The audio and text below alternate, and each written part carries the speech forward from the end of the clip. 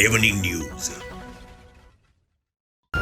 Au Mali, à quelques mois de la fin de la transition, la problématique de la prolongation de celle-ci fait couler beaucoup d'encre. Les deux tendances sont à couteau tiré. Depuis la chute du président Ibrahim Boubacar Keïta, son parti Rassemblement pour le Mali, RPM, n'est plus que l'ombre de lui-même. Un an après la chute d'Ibeka, que devient le RPM, Fanta Diarra nous en dira davantage. À l'international, l'Algérie a annoncé mardi la rupture des relations diplomatiques avec le Maroc voisin, accusant le royaume d'actions hostiles à l'égard d'Alger après des mois de tensions exacerbées. Bonsoir chers téléspectateurs, comme toujours c'est un plaisir de vous retrouver sur Joliba TV News. 27 février 2022, la date est gravée dans les esprits au Mali. Elle est considérée comme la fin de la période transitoire avec l'organisation des élections présidentielles et législatives. À quelques mois de ce délai, deux clans se sont formés, les pour et les contre de la prolongation de la transition, les tenants et les aboutissants de la problématique avec Aruna Saliakoni. À 6 mois de l'échéance fétiche de la transition, le débat sur la problématique de la prolongation du délai se font de plus en plus roulés. Les débats ne sont plus dans les coulisses. Les deux tendances s'affrontent désormais à visage découvert sur la place publique. Les soupçons sont d'abord venus d'une sortie du shérif de Nioro qui a demandé une prolongation de 2 à 3 ans de la transition.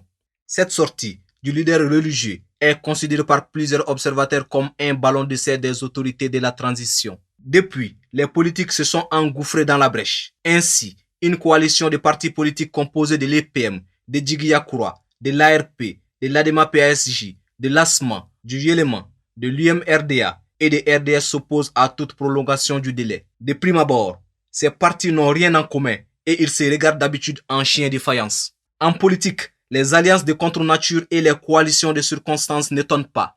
Si les élections ne sont pas organisées avant la fin de la transition, ce sera l'échec, a averti Soumaïlou Bouboui Maïga, l'un des membres influents de la dite coalition. La société civile n'est pas restée en marge du débat. Adam Diko, une activiste influente, a mis en garde les autorités le week-end dernier lors d'une conférence de presse. Selon elle, si l'élection présidentielle et les législatives ne sont pas tenues dans les délais de 18 mois, nous allons demander aux autorités de la transition de céder les pouvoirs. De l'autre côté, les défenseurs du pouvoir, qui se basent sur l'argument de la refondation nationale avec les réformes diverses annoncées. Et cela doit prendre, selon eux, le temps qu'il faut. Au-dessus de la mêlée, les autorités elles-mêmes avec leur silence assourdissant. Ni le président Assimi Goïta, ni son premier ministre ne bronchent. Au-delà de ces silences, le projet pharaonique de refondation nationale, annoncé par le président Assimi Goïta et son premier ministre Choguel Kokala Maïga, est toujours en attente. Le vaste chantier des réformes politiques, électorales, administratives, judiciaire et constitutionnel peut-il être réalisé en si peu de temps? La révision des listes électorales qui aurait dû se terminer le 15 juillet dernier n'est toujours pas commencée. S'il faut qu'on aille aux élections, devrons-nous aller avec ces fichiers électoraux peu crédibles et l'actuelle loi électorale dépassée? Faudrait-il prolonger la date de la transition pour conduire à bout les différentes réformes avec le risque de faire face à de nouvelles contestations? Entre toutes ces questions, règne le silence des autorités de la transition, un silence qui alimente les doutes et l'incertitude au sein de l'opinion. Je vous le disais tantôt, depuis la chute du président Ibrahim Boubacar Keïta, son parti Rassemblement pour le Mali, RPM, n'est plus que l'ombre de lui-même selon plusieurs observateurs politiques. Des explications avec Fanta Diarra et Eladj Malik Guité. Un an après la chute de l'ancien président Ibrahim Boubacar Keïta, à cause de la mauvaise gouvernance, que devient son parti? Le parti politique étant une organisation durable, stable, dont l'espérance de vie est supérieure à celle de ses dirigeants actuels. Le RPM du président Ibeka tend-il vers sa disparition? Selon Dr Youssouf Yago, analyste politique, la vie du parti n'est pas liée à la personne du père fondateur. Les hommes viennent, passent et les partis demeurent. Donc la première réponse qui me vient immédiatement en tête, c'est que, naturellement, le RPM va survivre bien après le départ d'Ibrahim Boubacar Keïta. Déjà, j'ai pu constater qu'il y a eu quelques démissions de taille, beaucoup de démissions de taille quand même, mais il reste encore des cadres valables dans ce parti qui sont en train de travailler à ce que le parti puisse demeurer. C'est le parti créé par Ibeka et ses compagnons, affirme Dr Yago. Il soutient que dans un parti, il y a des idéologues et la personnification du pouvoir. Il y a la question idéologique, il y a la question de la personnalisation du pouvoir et la personnification, si vous voulez, du pouvoir, qui rend la tâche difficile. Après Ibeka, c'était le candidat naturel pendant plusieurs années. Un citoyen abonde dans le même sens. Le RPM était incarné par Ibeka, étant le père fondateur avec ses amis. Et tout le monde sait qu'en politique, ça doit continuer. Mais normalement, ça va continuer avec beaucoup de difficultés. Ça ne serait pas comme si Ibeka était là. Parce que lui, il avait un ancrage, il avait une personnalité. Et les Maliens faisaient plus confiance à la personne d'Ibeka qu'au parti RPM. Sékou Niamé Bathily, membre du RPM, affirme que le parti tient toujours bon et est prêt à s'engager dans les élections prochaines. La question de la candidature va se poser à un moment, c'est obligatoire. Comme tout parti politique, le RPM, lors de sa retraite dont j'ai parlé, a décidé de se présenter à toutes les élections, y compris les élections communales, les élections de conseils de cercle, les élections régionales, les élections présidentielles et législatives. Oui, Ibrahim Boubacar Keïta n'est plus aux affaires. Mais son parti et sa famille politique sont toujours là. Le parti reste-t-il toujours cette force politique qui compte sur l'échiquier politique national? Les prochaines élections nous le diront. Ce mercredi 25 août 2021, une formation pour les chauffeurs et conducteurs routiers a été présidée par les membres de l'Agence nationale de la sécurité routière à la maison des aînés à Bamako. Oumou Makalou et Moussa Tembini pour le reportage. Ils étaient plus d'une centaine de chauffeurs et conducteurs de poids lourds présents dans la salle pour être recyclés sur le code de la route. Il s'agit de s'inscrire dans la dynamique d'une diminution des accidents, donc des victimes de la route, la préservation des infrastructures routières ainsi que la diminution des conséquences sociales et économiques des accidents. Les statistiques ont révélé qu'en 2020, le taux de mortalité était beaucoup plus élevé. L'accidentologie des 2 dernières années nous donne la situation suivante. En 2019, le Mali a enregistré 8 935 cas d'accidents pour 7 797 blessés et 663 tués sur nos routes. En 2020, 9 309 cas d'accidents ont été relevés, qui ont fait 8 231 blessés et 622 tués. En effet, les statistiques de l'année 2020 nous révèlent que l'implication des automobiles dans les accidents de la circulation routière s'élève à environ 61%. Le représentant des chauffeurs et conducteurs salue l'initiative.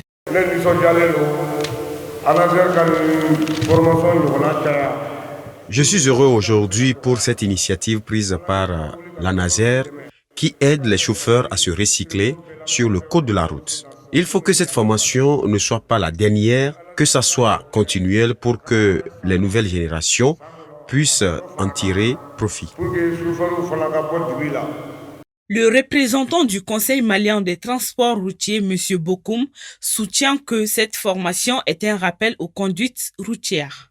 Vous savez, aujourd'hui, la formation, c'est un peu de rappeler aux chauffeurs les principes, n'est-ce pas, du code de la route. Aujourd'hui, nous assistons au Mali, malheureusement, ces derniers temps, à des séries d'accidents. Celui du 3 août nous a donné quand même un très bon souvenir. Il n'y a jamais autant de morts d'hommes qu'à cette date, il y a plus d'une quarantaine de personnes, n'est-ce pas, qui ont perdu la vie. Et tout ça, c'est dû à l'action, je dirais, négative des personnes. L'Agence nationale de sécurité routière compte renforcer les capacités des conducteurs pour contribuer de façon significative à l'amélioration de la sécurité routière. Pour mener une bonne carrière, tous les conducteurs de véhicules automobiles doivent améliorer leurs connaissances sur les règles de la circulation routière et les techniques de conduite. Ce mardi 24 août s'est tenue la sière ministérielle de Diamniando à Dakar, une rencontre entre les délégations ministérielles du Sénégal et du Mali. Une rencontre qui fait suite à l'irruption du trafic routier inter-État entre Dakar et Bamako.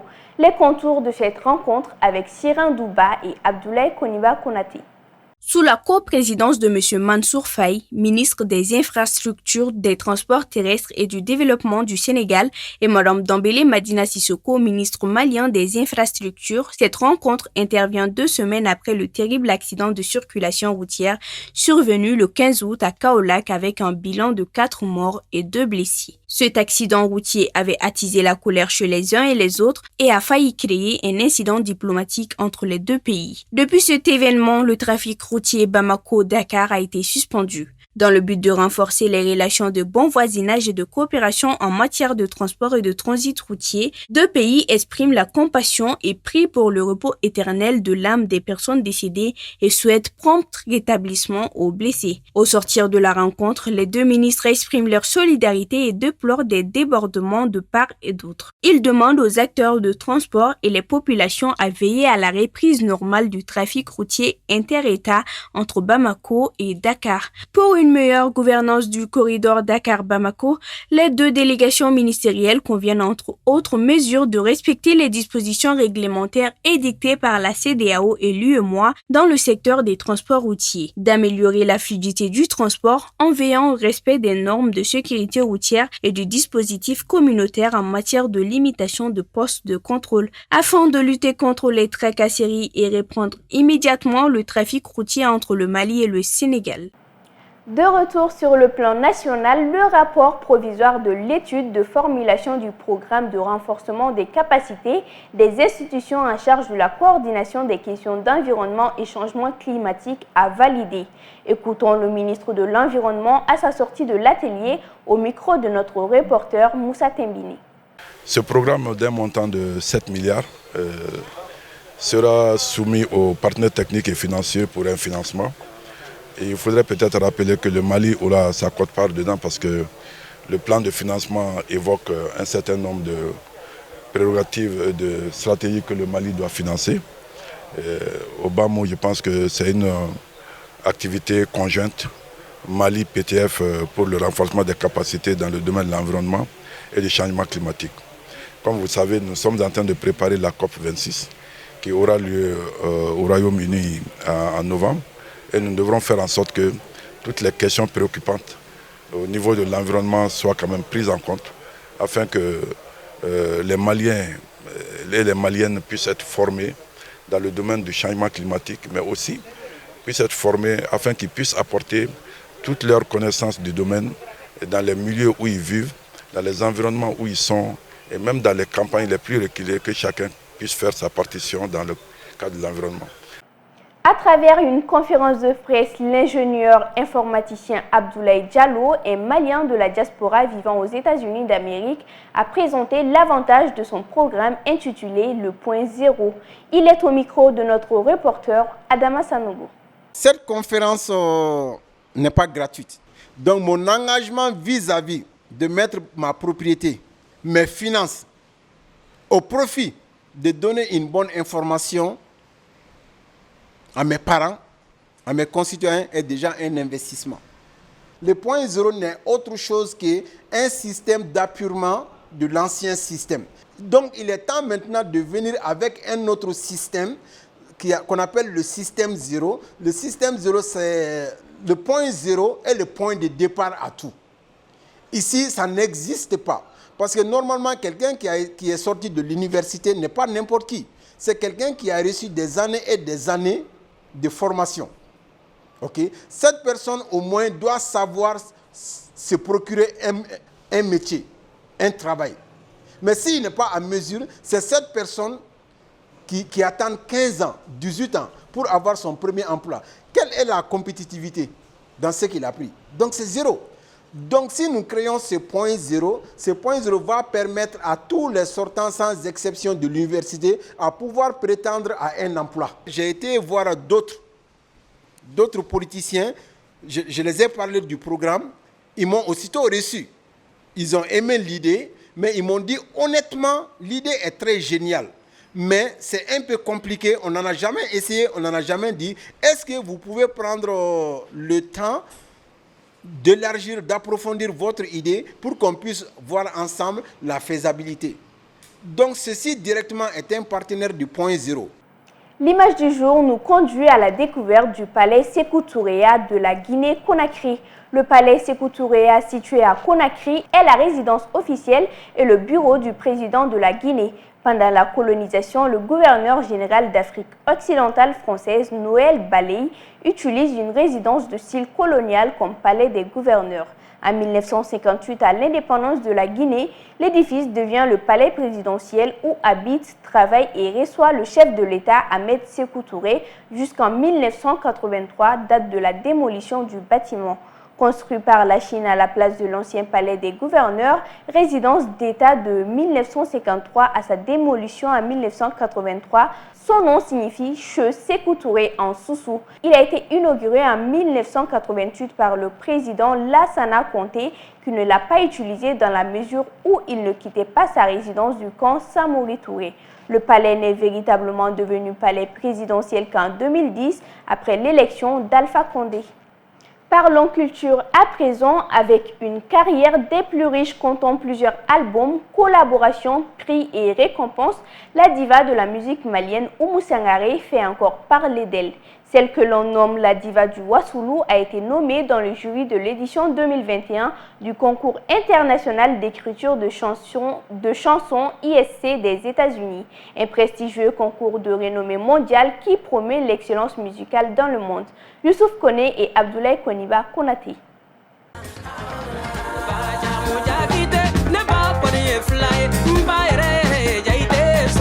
L'oiseau chanteur du Wassoulou, Oumou Sangaré, qui a récemment collaboré avec des grosses pointures du showbiz américain comme Beyoncé et Jay-Z, n'a pas encore fini de porter haut les couleurs maliennes. Lauréate de plusieurs récompenses internationales à travers le monde, dont un Grammy de la meilleure collaboration pop avec Vocal en 2011, Oumou Sangaré vient d'être sélectionné pour faire partie du prestigieux jury de l'un des plus grands, voire le plus grand concours de chansons au monde.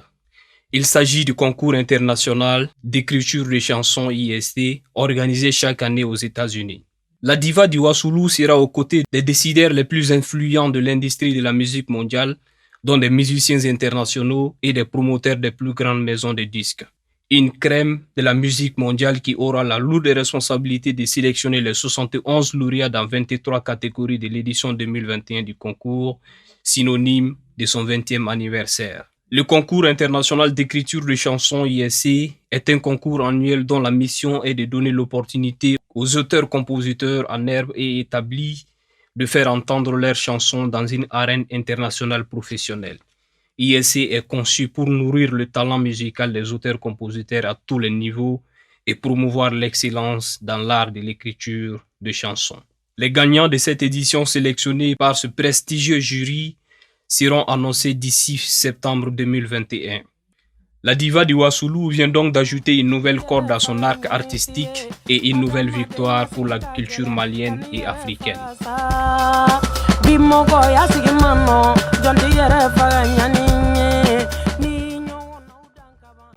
À présent, l'actualité internationale avec Aminata Traoré. Un convoi transporte des réfugiés afghans accueillis temporairement en Ouganda à la demande des États-Unis, selon le ministère ougandais des Affaires étrangères. Cet accueil, souligne le ministère, se fait à la demande des États-Unis d'accueillir temporairement des ressortissants afghans à risque et d'autres personnes en transit vers les États-Unis et d'autres destinations dans le monde.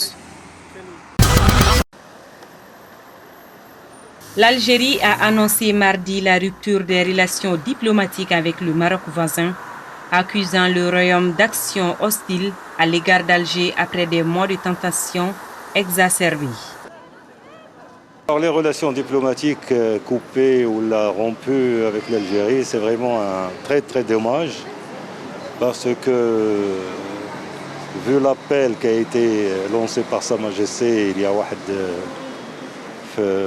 à l'occasion de la fête de trône, je crois que de l'autre côté, surtout les responsables politiques,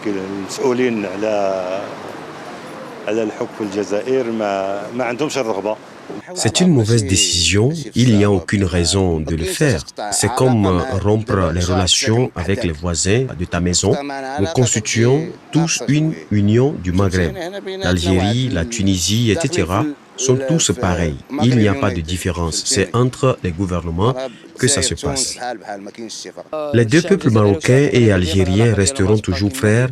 Les tensions sont créées par les gouvernements et cela ne va pas impacter nos relations avec les deux frères car ces tensions sont là depuis très longtemps entre les deux pays, que ce soit concernant les frontières ou autres.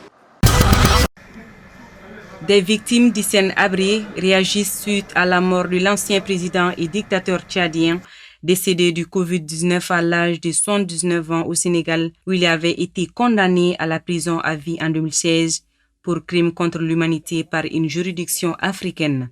En tant que victime, nous aurions souhaité qu'Hissène Habré puisse vivre longtemps et qu'il puisse assister même à l'indemnisation des victimes, affirme une victime de l'ex-dictateur.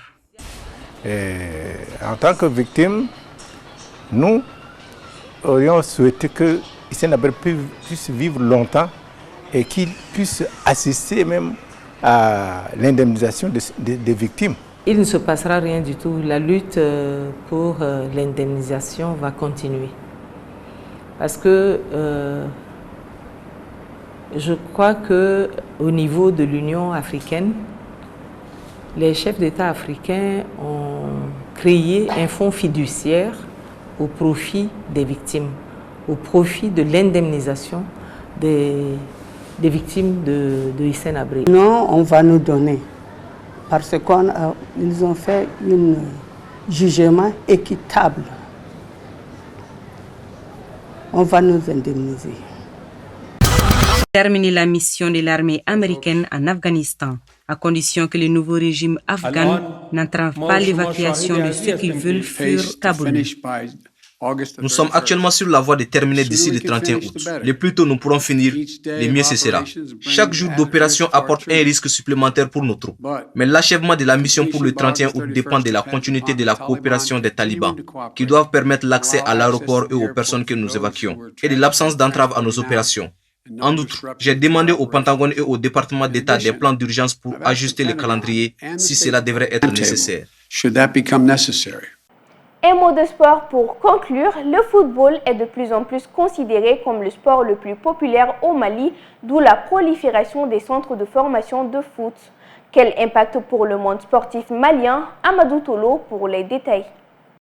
Sur le moyen terme, les centres visent à former des joueurs de football pouvant exercer le métier de footballeur sur le plan national et international. Ceci devrait contribuer sur le long terme à une professionnalisation du football au Mali et avoir un impact positif sur la cohésion sociale. En général, tous ces centres ont pour objectif de permettre aux jeunes footballeurs maliens d'accomplir leur rêve de devenir footballeurs professionnels. Le troisième est de former des joueurs de qualité pour les différentes catégories d'équipes nationales du Mali. Des centres de ce genre, on en dénombre des centaines à travers Bamako et des grandes villes du Mali. Partout où l'on passe, on rencontre des mômes qui s'entraînent sur des espaces vides, dans les cours des écoles et souvent même entre les murs de deux concessions. Impossible aujourd'hui de trouver un quartier à Bamako où il n'existe pas de centre de formation de football.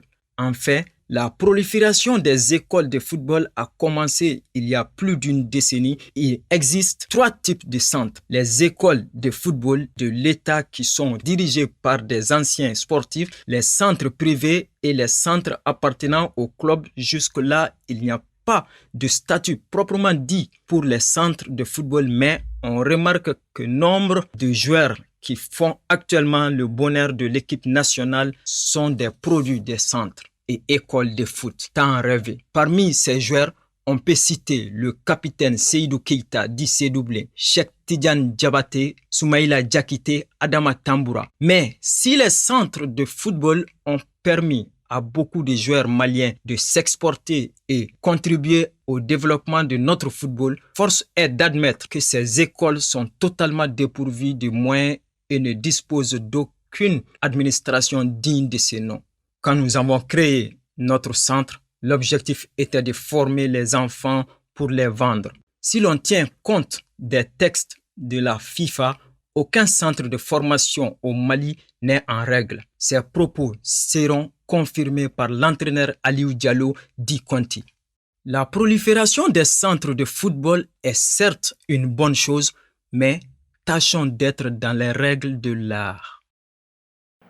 C'est la fin de cette édition. Fidèles téléspectateurs, merci de l'avoir suivi.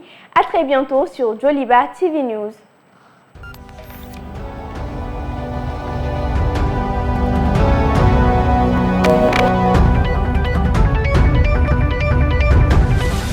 Joliba Evening News.